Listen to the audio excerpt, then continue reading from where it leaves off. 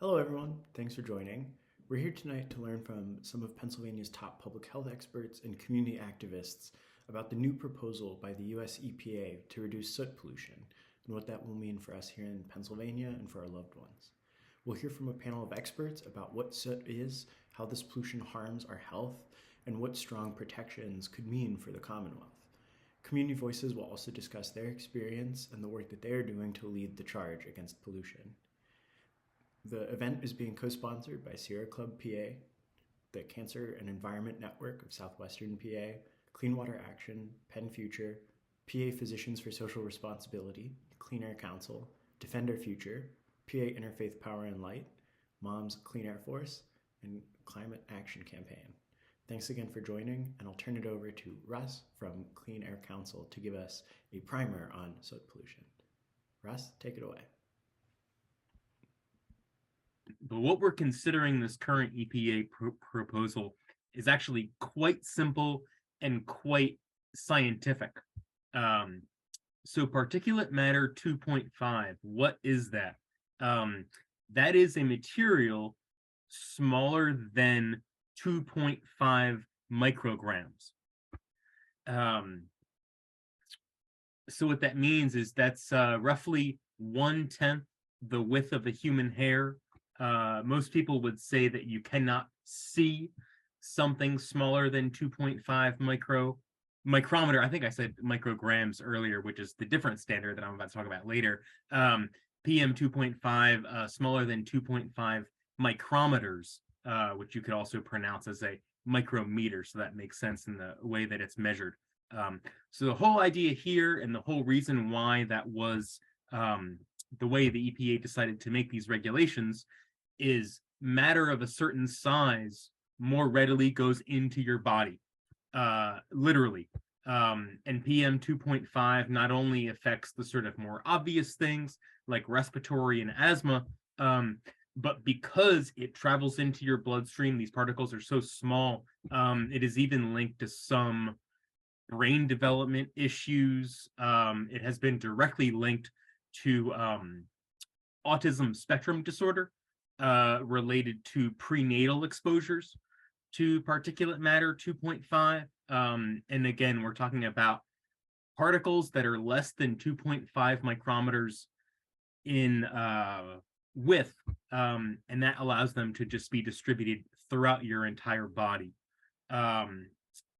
There's also PM10, which is sort of farm dust, which is larger, which is probably what you can see with the naked eye, and that's not really going to go too far into your body. And then some people are more passionate about what we'll call ultrafine particulates, PM1 possibly, but that is a discussion for a future rulemaking once we get to PM1. So, okay, we've talked about what PM 2.5 is, what a micrometer is. So how is that measured? If you've looked at this rule at all, you've seen this funny, it sort of looks like it says UG/M3, and that's what I mistakenly said earlier. That is micrograms per cubic meter. That is the way that we measure PM 2.5 air pollution. And again, like I mentioned earlier, there's a certain simplicity to all of this. It is literally the weight of air particles in a cube of air. Literally think about it in terms of if you were able to weigh a cube of air, it might weigh 20 micrograms, it might weigh 5 micrograms, but it is literally the weight of the amount of specks in a box of air, and that's how we measure PM air quality. So let's get to this rule. Right now, the annual standard is 12 micrograms per cubic meter. And I think most people on this call want that reduced to at least 8 micrograms per cubic meter.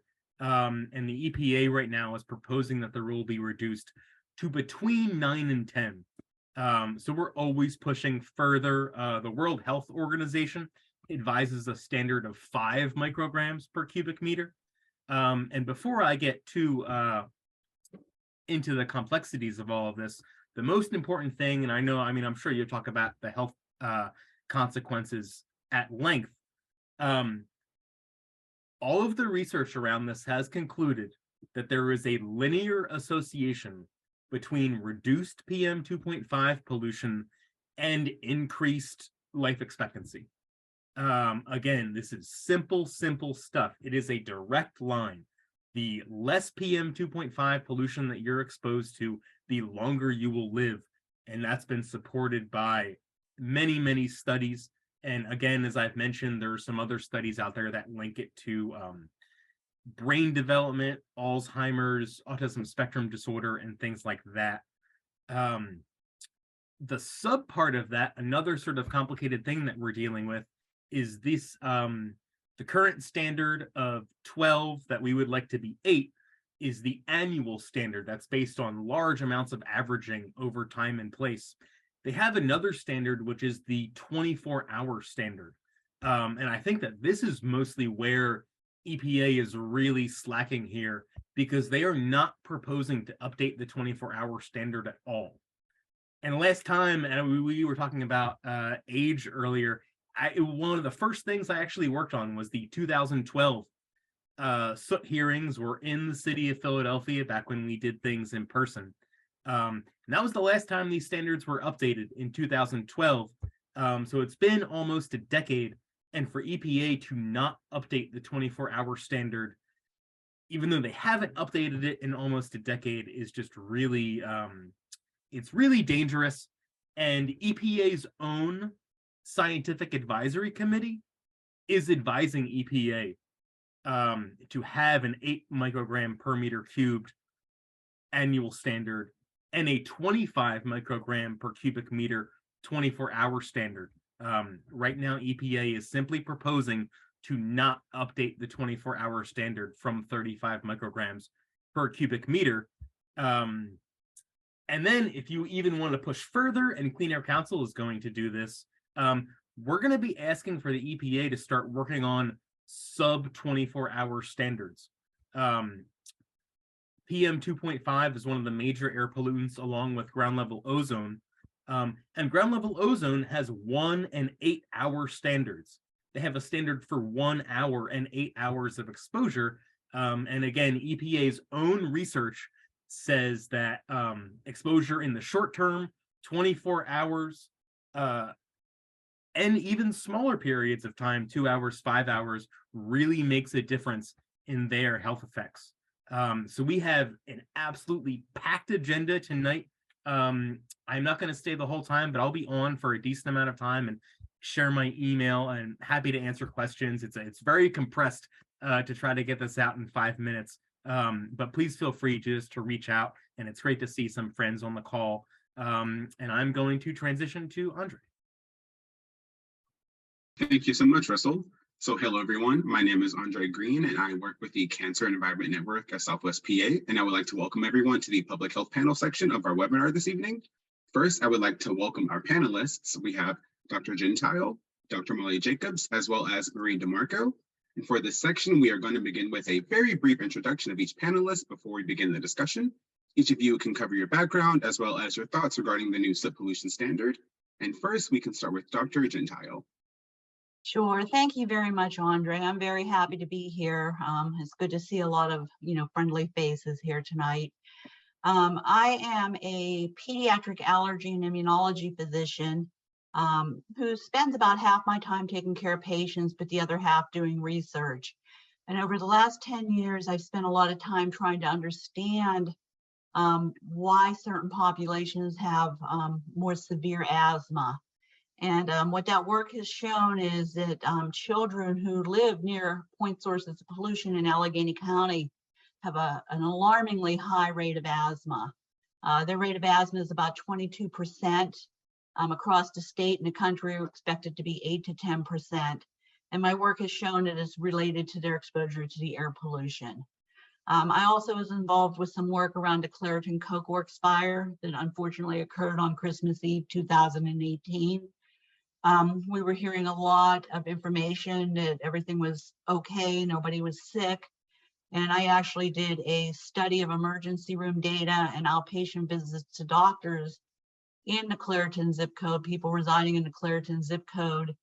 And I found that the number of people going to the doctor for asthma attacks and going to urgent care in the ER nearly doubled during that time frame.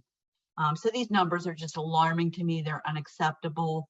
And as Russell mentioned, asthma is just one of the diseases that are impacted. We know PM 2.5 impacts other chronic respiratory diseases like COPD, cardiovascular disease, cancer, dementia, premature births and low birth weights. And it does lead to early death. I mean, this is all well established. I am very disappointed with the thresholds that are being proposed. As was mentioned earlier again by Russell, the World Health Organization really has stated that there is no safe level of air pollution. And reviewing the data that's available on purely a scientific basis, they have lowered their limit from 10 down to 5 on an annual basis. And our US experts have reviewed this. The EPA medical panel has reviewed this, and they're recommending going as low as 8 right now. So there's absolutely no reason why that shouldn't be happening. I'm also very upset about the short-term level, the daily level, not being recommended to be decreased. We know that in Allegheny County and southwestern Pennsylvania, a lot of times these weather inversions come in at night and they're trapping this pollution. And the pollution hasn't escaped in the morning when people are up and about, children walking to school, and they're being exposed to this. But if you look at a 24-hour, window from midnight to midnight, you're missing it. And I definitely agree with the recommendation for a rolling, time frame there. And the other thing is they have data. Their experts have reviewed the data, and they have recommended we need to go lower. It needs to be 25. There's no reason why that shouldn't be happening. Again, this is to protect everyone's health. We all know someone who has one of these problems. Older adults are vulnerable too, as are children. These are all of our relatives and friends and family. So with that, I'll stop.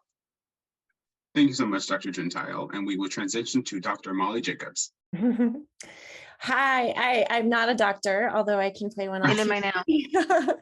But yes, I'm Molly Jacobs. I'm an environmental epidemiologist by training, and I've worked on the issue of air pollution as it relates to several chronic illnesses, including asthma, as Dr. Gentile talked about. But my work over the last number of years has really delved into the issue of cancer. And I mean, before I start, I want to kind of take a look back. It was 30 years ago that the first study was called the six city studies that was conducted by Harvard researchers that did document that life, that mortality, strong evidence that people in cities, in dirtier cities, were dying faster than people in clean cities, and that it was strongly linked to this soot pollution, PM 2.5 emissions.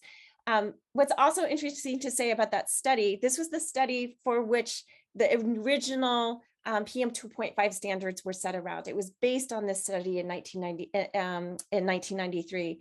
And in 2006, the researchers did a follow-up. And what they found is that the cities that actually cleaned up their air pollution saw better life expectancy over time. So what's interesting about this, we don't have really good evidence from this often in public health. We often see evidence of harm, but we often don't see that when we clean up the pollution, we see benefits, and we see clear benefits when we clean up pollution. I was asked to talk about the cancer links, and originally the first studies were all about mortality. Well, that mortality was inclusive of people who were dying from cancer. And in 2013, the World Health Organization, a part of the World Health Organization called the International Agency for Research on Cancer, reviewed the state of the evidence, all sorts of studies that were conducted over the last decades regarding links with soot pollution and cancer, and found compelling evidence to declare this type of pollutant a known human carcinogen. And it was strongly linked to lung cancer, right? Makes sense. But what I also want to describe is that over the last number of years, we're seeing more and more evidence that are linking different types of cancer to also PM2.5 pollution. We're seeing strong evidence related to breast cancer. So as Russell started, yes, it makes sense. This stuff is getting to your lungs, but it's also going through your lungs, through the bloodstream to other organs of the body. And we're seeing again, especially among women, premenopausal women, strong links with breast cancer.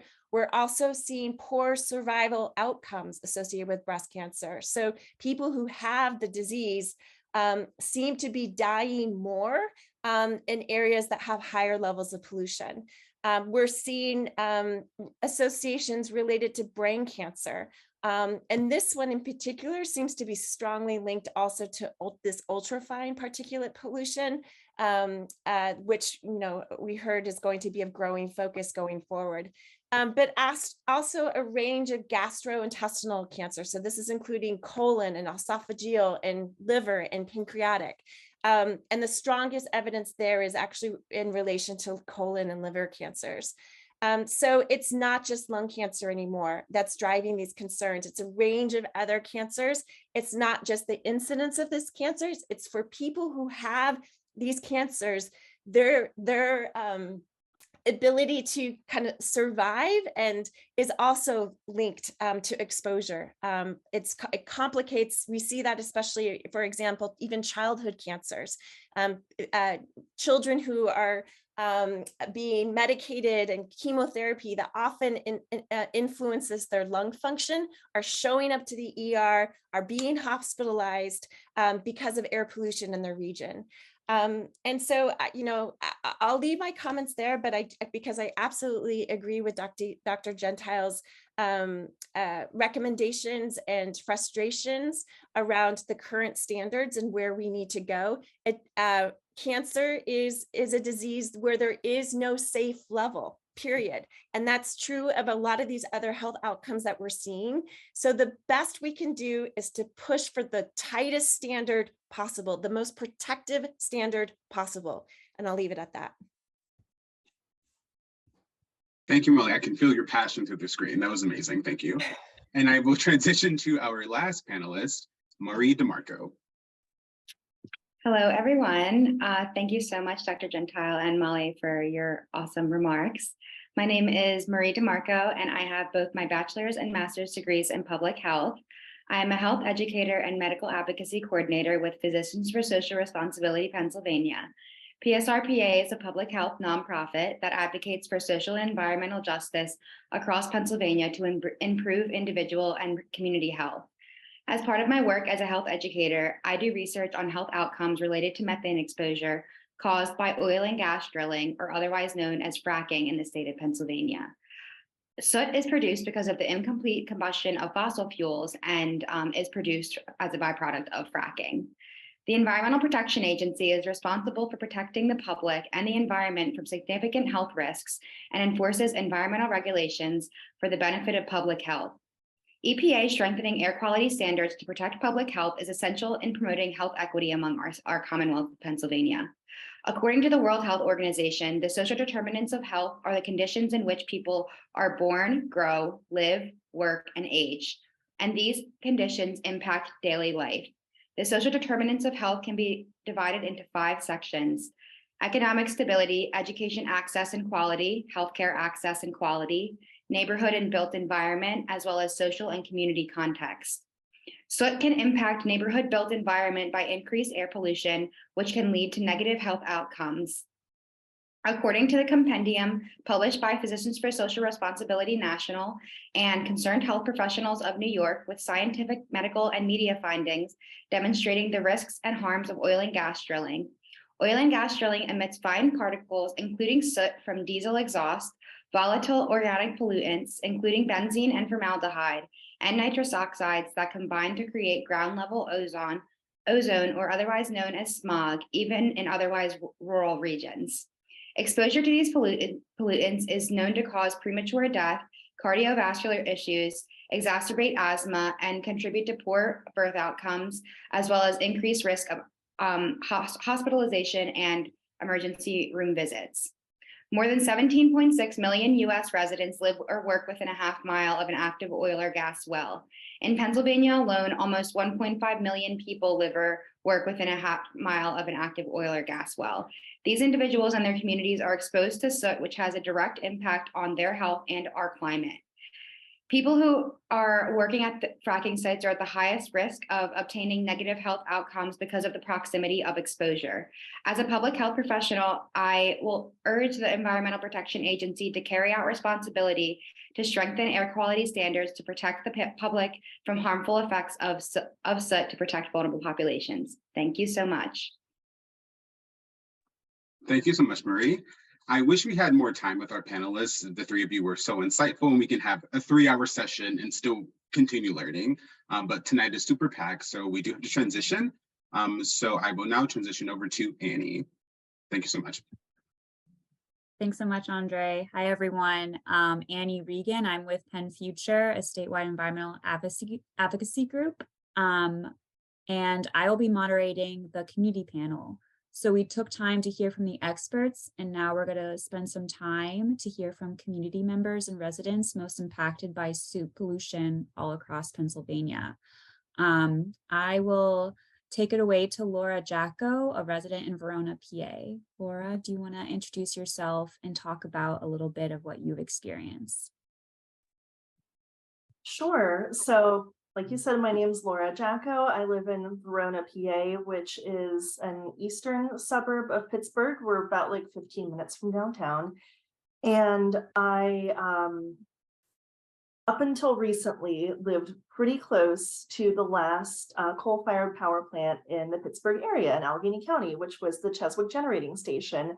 And last year it was decommissioned, and they're in the process of dismantling it now, which I was definitely a part of, you know, a lot of the actions around that, getting the community involved with learning about the pollution, both air and water that came from the power plant there. A lot of the panelists beforehand spoke about people that had asthma and premature births and things like that.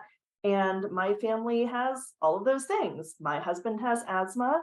My 5-year-old boy was born prematurely, and it was completely unexpected. Nobody could ever really give me answers as to why. But I am cognizant of the fact that we do live in one of those areas where we can expect there to be higher levels of unexpected premature births just because of our air pollution issues. And that makes me pretty upset. My little boy had to struggle with what they called vulnerable lungs when he was really little. He needed a lot of nebulizers and things like that just to get over common colds that other kids would have been able to kick. So to me, it's very personal because we do see the health impacts of living in an area with poor air quality. And we did, up until very, very recently, live very close to one of the emitters in an industrial way here. Thank you so much for sharing your experience. We will move on to Clairton residents. We'll start off with Kim Meacham and then Melanie Mead. Kim? Hello, my name is Kim Meacham. I'm a lifelong resident of Clairton, Pennsylvania. I see soot on my property, on my car. You go outside of your window and you can wipe soot so thick off your window sills. So when summertime comes, that means it comes in your house. I have a white car. There are some days I can see the soot, black soot on my vehicle. Some days you can't see it.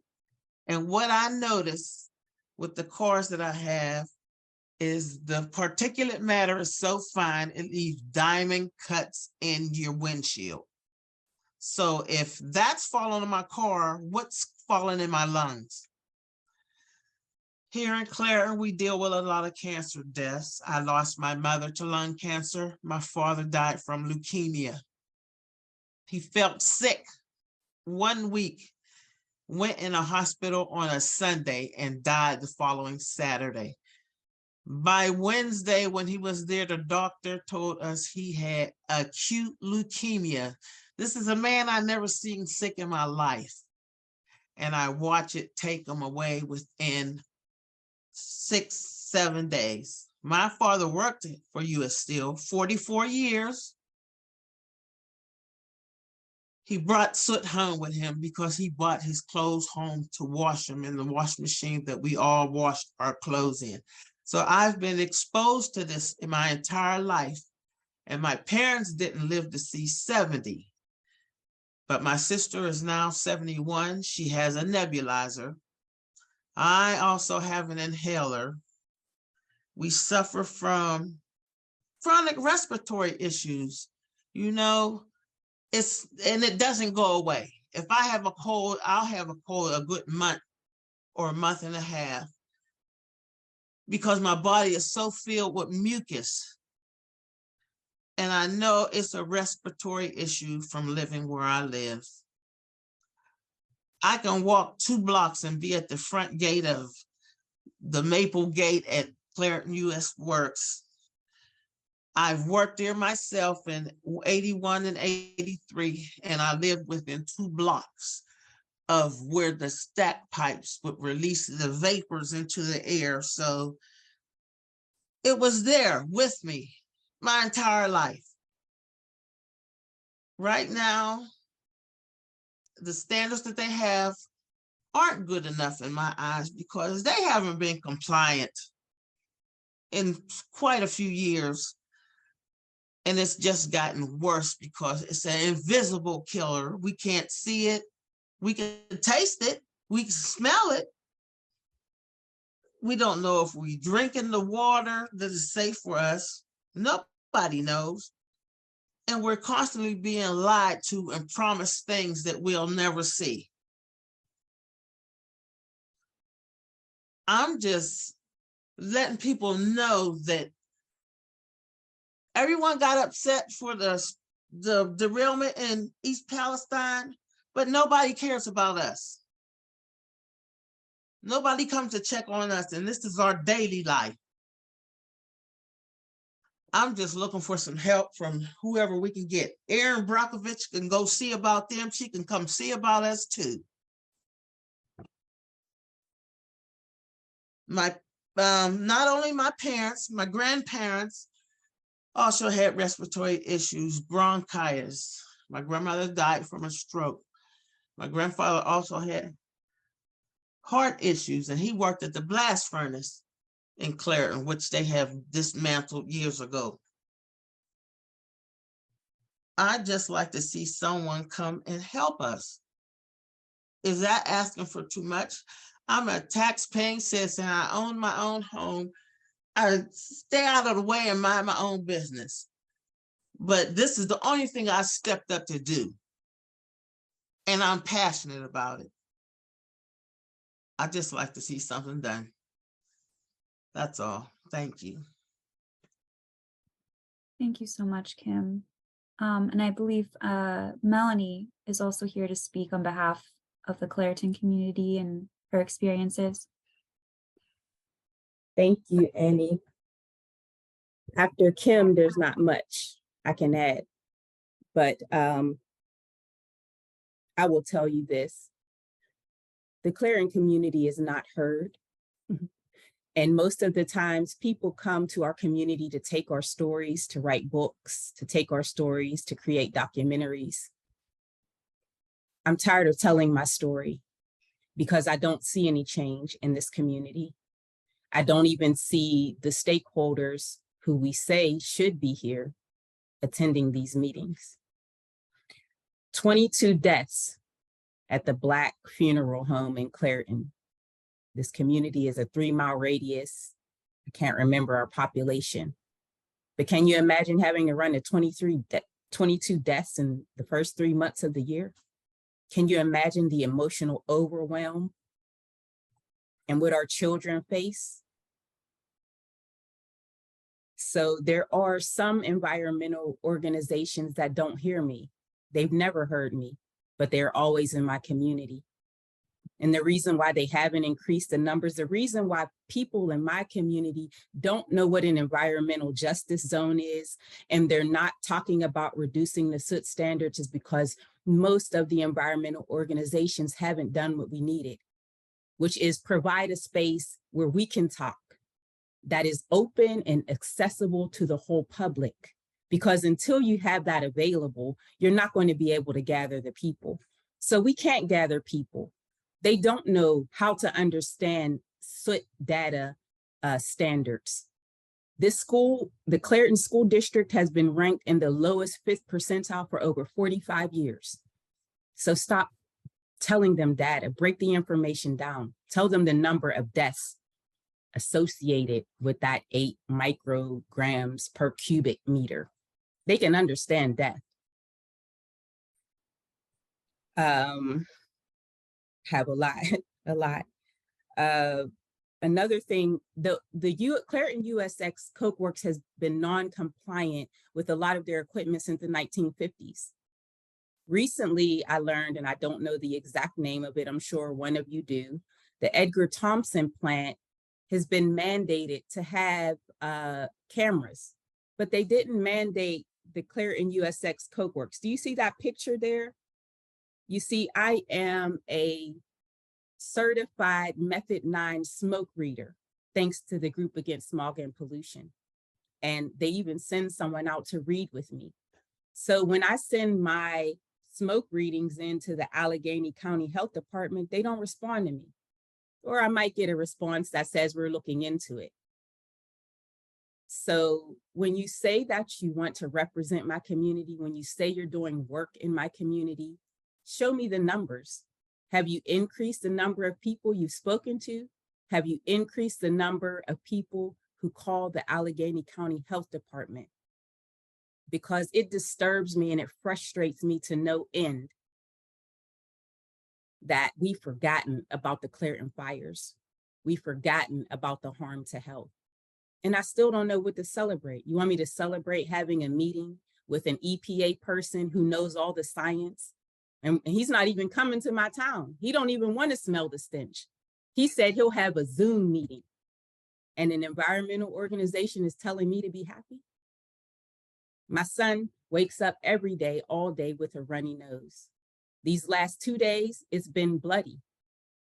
I haven't had strong smells. I know I look out every night. This is what I look to every night. All day and night, I hear the big bangs and the booms, and I report them, and no one does anything. So don't let many of these organizations let you think they help people like us in Clairton. They run off to East Palestine and let us forget that we even have 2 more class action lawsuits that have not yet been settled by a multi-billion-dollar industry. Kim, there are so many people like him. There's a lady, I actually have an aunt who has sarcoidosis, and she'll never attend these meetings because she thinks she did something wrong. There's another woman who says it's her sickness that's causing it, but she doesn't realize that the USX Clairton Coke Works, which she lived directly across the street from, in a project housing that was called Blair Heights, that they tore down in, say, 1988 so quickly, and moved those people any and everywhere they wanted to go. They got to choose where they wanted to go because USX wanted them out of there. And you can't see any remnants of that Blair Heights project housing unit. And we've buried many. We've buried many, and we continue to bury many. And until people do what the people of Clairton need done, they're not going to be here begging you to lower soot standards. They're not going to be here asking you for help, because they have a mayor that constantly points to these stacks and says, that's just steam. And until I have an EPA person who's willing to stand up there and tell him he's lying to the people and he's wrong, they'll keep believing that mayor over me.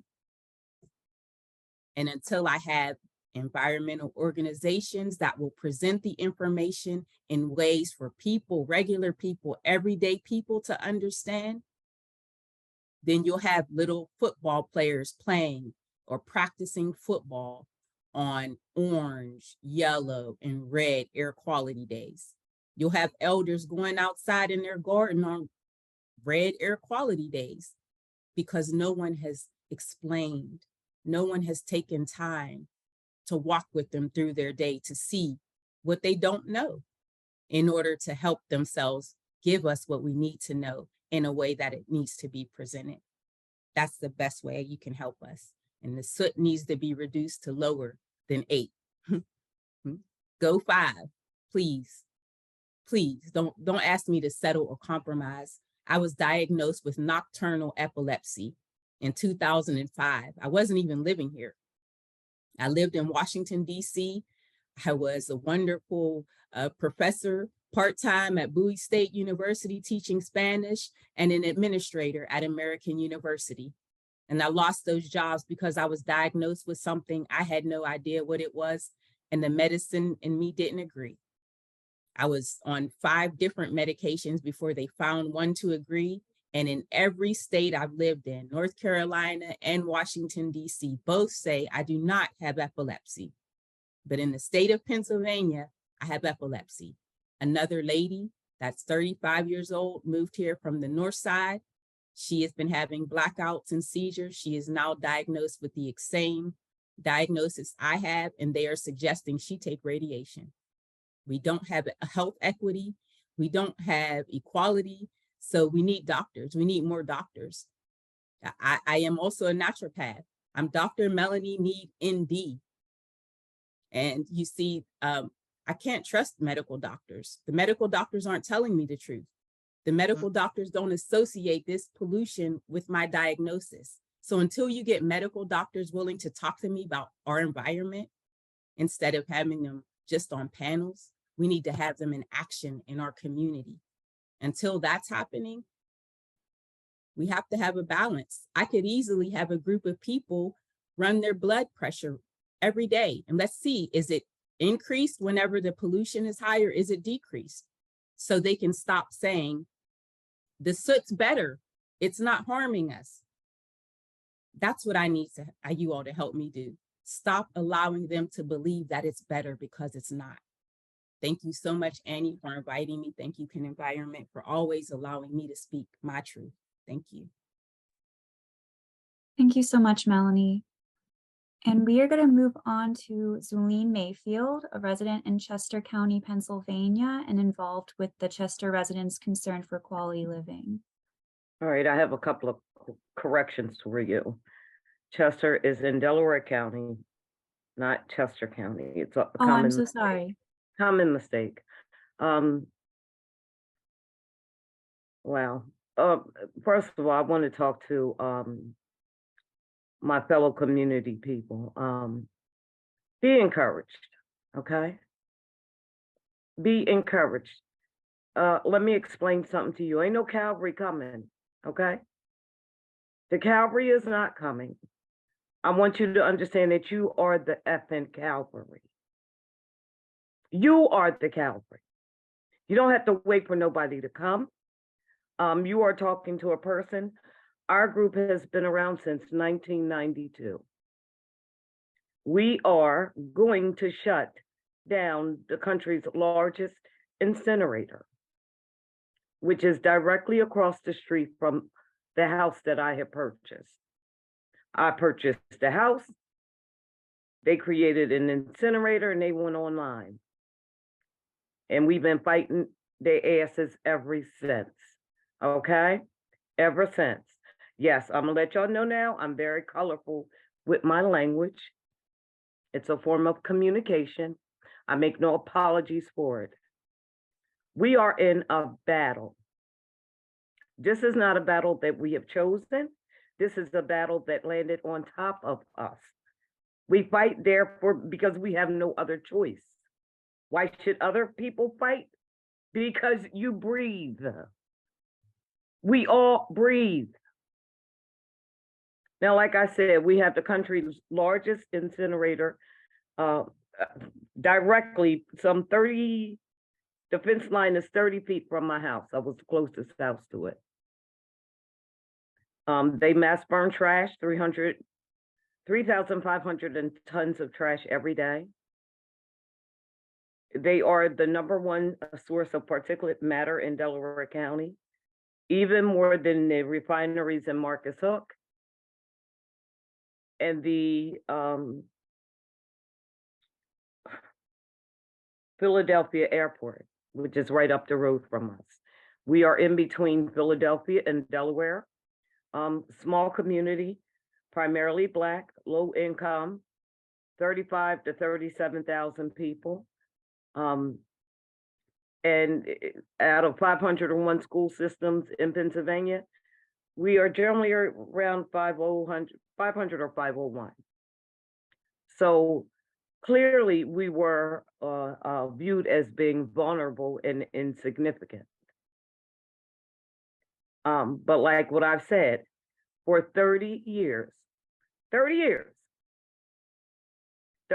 we've been given Covanta. It was Westinghouse before, American Refuel. It is now a Covanta incinerator, and we give them holy hell because we can. They are on our land, in our community. All of the things that all of the previous commenters have made. I lost my mother to lung cancer. I lost my sister. I lost a brother. I have our oldest member of our group is 91 years of age. And she has been told 5 years ago not to sit on her porch, not to open up windows because of the soot, the particulate matter. And, you know, and the industry people and the Department of Environmental Pollution, y'all stop calling it protection because they don't protect no damn body.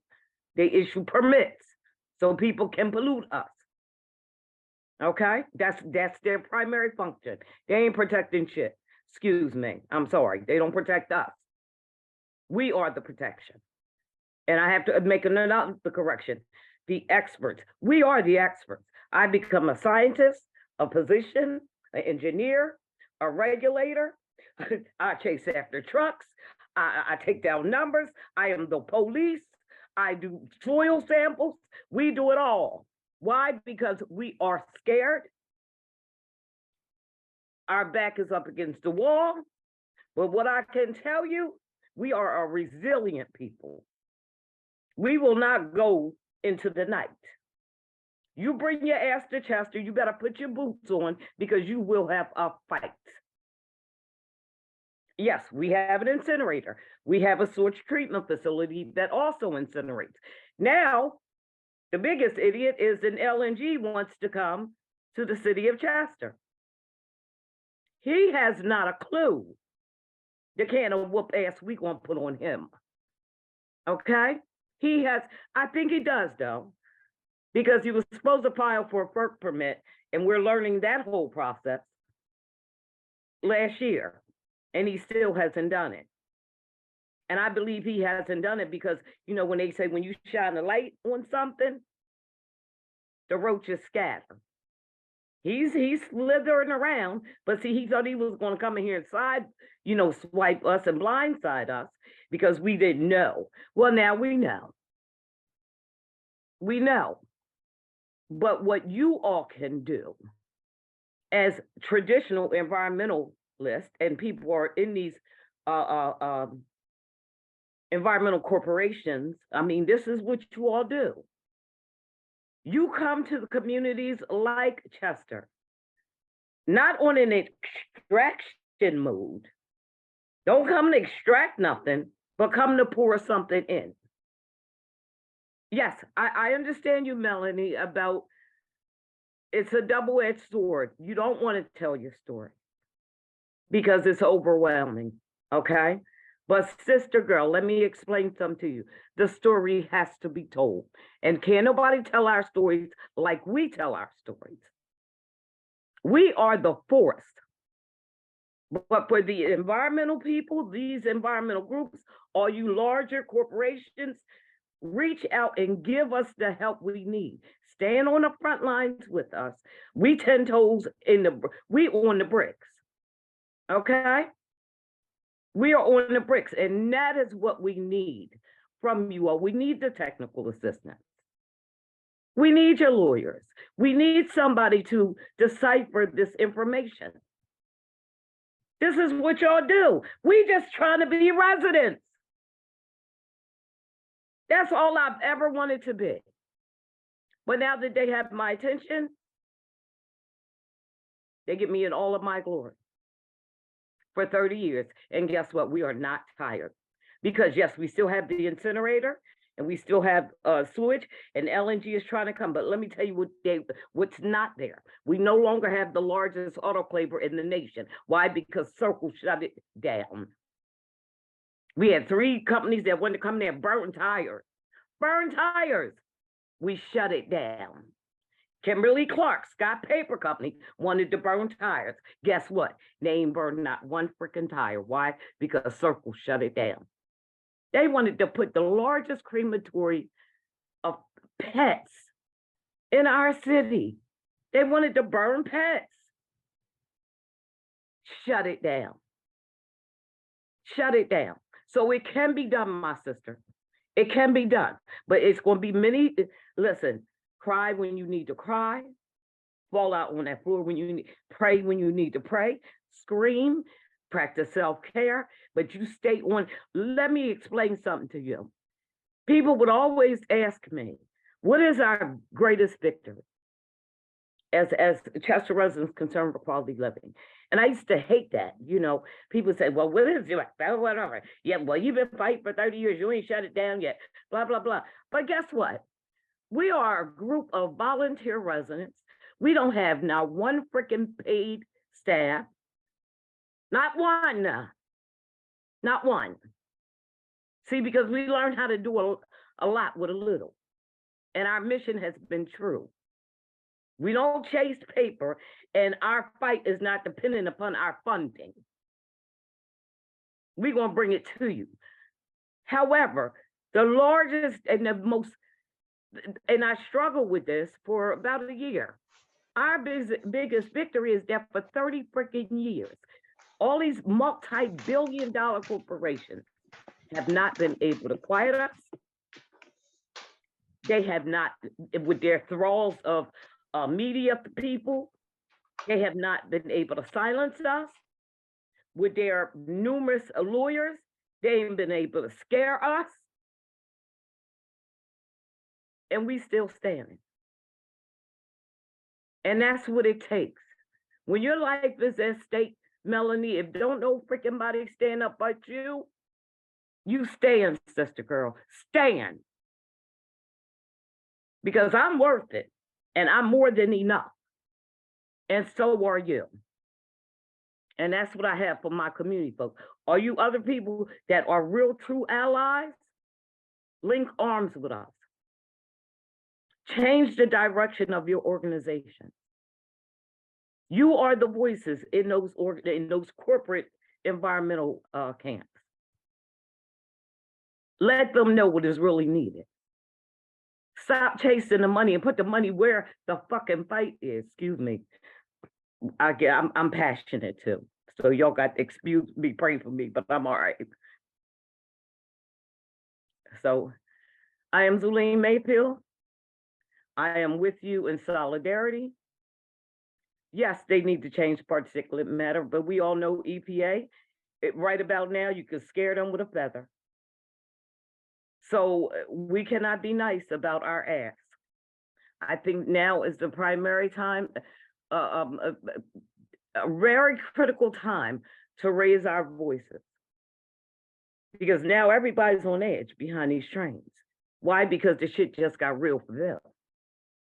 They've just realized them train tracks that go around their neighborhood, they not quite sure what they're carrying. Oh, they finding out now. So, you know, we'll pray for our communities in Palestine, and there's another one in Alabama. So, you know, once the media focus in on something, everybody watch it now. We have 4 rail that go through the city of Chester. 4 of them. If your local government, Melanie, is not working for you, then you freaking change it. They ain't got to be there. You can be an advocate against them too. Because some of them, I know our mayor and our local governor appears to be bought and sold. Our mayor, we put him in a damn cheerleading outfit and pom-poms as a cheerleader for Govanta. He don't believe there's no environmental issues. He don't know nobody in Chester with that has asthma. But the statistic in our community is that 38% of our children have asthma. 38%, doctors. So now calm down. I was a little sleepy. I'm woke now. I think I went over my 3 minutes, but y'all can go right on along. Thank you so much. And thank you for the corrections. And oh my I'm with gosh. you. Yes, we're going to continue on with Melinda. If you want to conclude our community panel. Amen. Thank you, Zelene and Melanie and Kim. I'm not really sure how I follow up on that, except that, and this just feels, it's not empty, but it doesn't feel even quite appropriate, but I'm going to say it. As a person of faith and a board member of Pennsylvania Interfaith Power and Light, we are in solidarity with you, and also don't have a very big budget, and would like to link arms with you more directly in any which way we can. I'm going to take a short time because one, that was so powerful, and I don't want to get too far away from that, so we can keep it for anyone who needs to ask questions or to press further. As a Muslim and a scholar of environmental studies and religion, and a board member of Pennsylvania Interfaith Power and Light, we tend to say that we come from our organization as that we, for this particular thing with pollution being a moral issue. And I want to kind of, when we say a moral and ethical issue, I want to make sure that we understand that correctly, that it's that moral and ethical issue or way of approaching these discussions is just to kind of sometimes come in from a different angle, but that's rooted in what, Zelene, you said, we are all in this because we breathe. And I think if we read that there's a Washington Post article that came out that was reporting on a Lancet Planetary Health article about this very particulate matter. And that how we act in the world comes from a deep sense of who we feel connected with. And as an interfaith organization, we have many ways that our people connect and see themselves interconnected with people, the planet, with all life, so that what happens in Ohio is happening to us, and Zelene and Kim and Melanie, and even here I'll say in northeastern Pennsylvania where I am, is this sense of no one really seeing you at all in what you're living. We have here a landfill that the EPA just keeps giving more and more resources to keep building higher and higher. So it's going to be the highest mountain around here in the Scranton area. In our immediate vicinity, we have problems with air pollution there. On top of that, it's bringing in fracking. We have the fracking gas coming in, the methane. We have the natural gas power plant right outside. We are an economically depressed area. And it is a place where it just seems to be, why don't we go and build these things there? And people are stuck in the position of needing to have jobs, and therefore they say, okay, and then they suffer from that.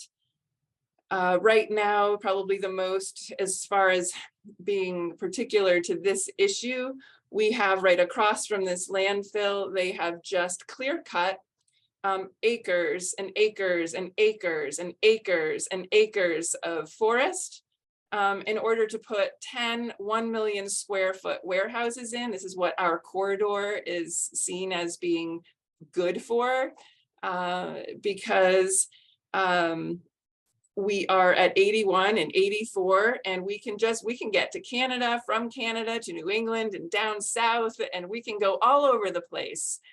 And therefore we have the amount of truck traffic that's about to come through here is going to be astronomical. So I'm going to just end by saying, so that's our kind of local issue. In my own tradition and from my own spiritual director, my sheikh has said, you can learn from 30 years ago, you can learn the hard way or you can learn the easy way.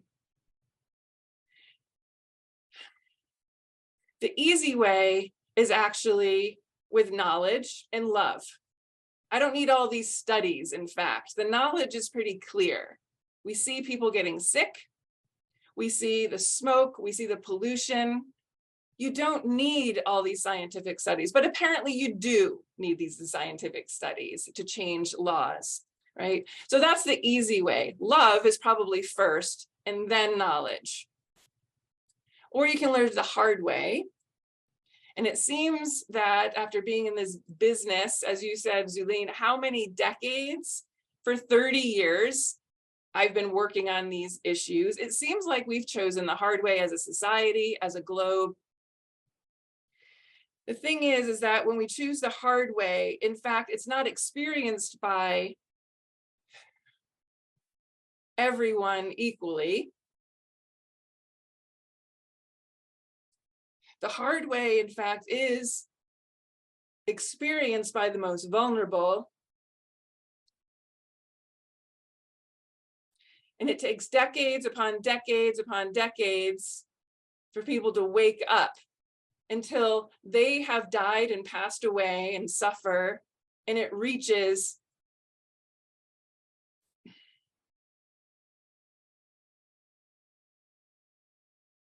another Lancet study. Maybe we'll just put it that way. We're playing with lives, and we have been playing with lives for way too long. So I appreciate the studies, because that's what our policymakers and the EPA need. But in fact, we could have learned the easy way, and we have had voices showing us this for over a century. We have had voices telling us for over a century about what we are experiencing right now. Because they love and they felt connected to this planet and to the people around them. And they just looked deeply and saw what needed to be done. And I'll just end with that. Thank you so much, Melinda. I'm gonna pass it back to Zach. Great, thank you. Well, we've heard really powerful words from people with a lot of different expertise in this issue. And it's clear, like we just heard, that we don't need more studies. We know it needs to happen. Right now, the EPA has a public comment period open, and they want to hear from the public on what we want to see on a soot rule. And it is vital that we tell them that they need to adopt the strongest rule. By adopting our recommended 8 microgram standard, they could save thousands more lives every single year. And we know that when the public speaks up, the EPA listens. Just this year, the EPA strengthened a methane proposal based on overwhelming public comment urging them to close the loopholes. We need them to do that here. We need them to go that last step forward, or that next step forward. So I've put here in the chat links to public comments you can sign. Click the link, add your name, urge the EPA, demand that the EPA adopt the strongest possible soot standard to save the most lives, because we can't wait any longer. And we should rise to Mighty Zulene's call. We should be the effing cavalry and go tell the EPA it's time to save lives here in Pennsylvania and across the country. So I'll put those links in the chat again. Thank you everyone for coming, and have a good night, and let's go clean up our air. Thank you again. And thanks to all of our co-sponsors on the event tonight. Thank you to all the panelists. Thank you everybody for coming. And let's go get it. Yeah, I just want to end with one comment, because y'all done woke me up now. I was a little tired, but now I'm okay. You woke us up. I think one of our things that we have to do, and this is for you larger environmental groups, sometimes you all are our own worst enemies. Okay, when we deal with these agencies, sometimes you're a little bit too kind. You know, you want to go along to get along, you want to mess up your funding, you know, you don't want to upset anybody. Okay. We are in the battle for our lives. We ain't got no other place to damn go. Now, Bezos working on something for them ultra rich people, but that ain't including nobody on this Zoom. Okay. He going to Mars, they got this shit, they got it all planned out. We have no other home to spring onto. It's like somebody coming in your house smacking your child. You're going to say, oh, please don't do that. I don't think you will. Every mama on this call will be ready to they will bite meat out of a bear about their children. And that's how we should feel about all of our children, whether or not we birth them or not. They are our children. And we have got to give them at least a half of a freaking chance. So that's all I want to end with that. Stop being so kind and nice to these people. Couldn't have said it They're better killing myself. us.